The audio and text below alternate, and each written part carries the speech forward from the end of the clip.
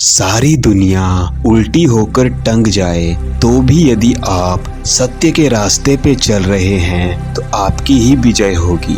बोलो हरिओम। संत हैं तो संस्कृति है और संस्कृति है तो भारत की शान है।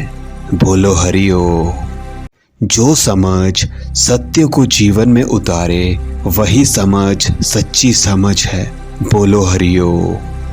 आत्मज्ञानी संत पुरुषों को भला निंदा स्तुति कैसे प्रभावित कर सकती है।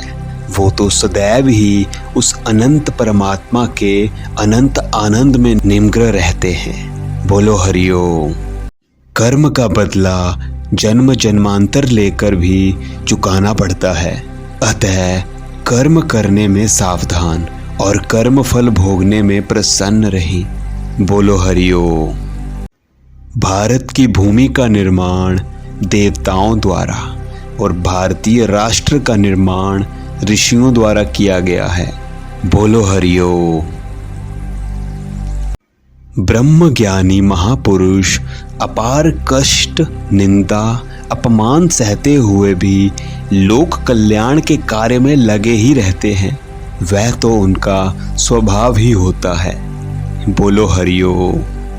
मंत्र दीक्षा और सत्संग से जो फायदे होते हैं वे दुनिया की किसी भी और साधना से दूसरी चीजों से संभव नहीं है। बोलो हरिओम। कर्मों से कर्मों को काटा जाता है। अगर कर्म करने की शक्ति है तो ज्ञान भक्ति और योग के द्वारा उसे ऐसा सुसज्जित कर दो कि ज्ञान संयुक्त कर्म जीवनदाता तक पहुंचा दे। जब तक ना हो सफल नींद चैन की त्यागो तुम, संघर्षों का मैदान छोड़ मत भागो तुम। कुछ किए बिना ही जय जयकार नहीं होती, कोशिश करने वालों की कभी हार नहीं होती। बोलो हरिओम। संसार में उन्हीं की उन्नति होती है जिनको पग पग पर उलझने आती हैं। ये विवेक और शक्तियों को जागृत करती हैं, किंतु जो घबराते हैं ये उन्हें दास बना लेती हैं। बोलो हरिओम। भगवान की सेवा 100 वर्ष करें और जागृत सद्गुरु की सेवा 4 पल करें तो भी सद्गुरु सेवा के फल की बराबरी नहीं हो सकती।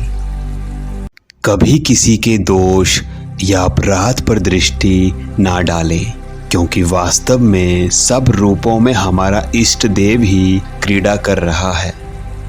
बहते संसार के सुख दुख आकर्षण और विकर्षण में चट्टान की तरह सम निर्लिप्त रहना ही बहादुरी है।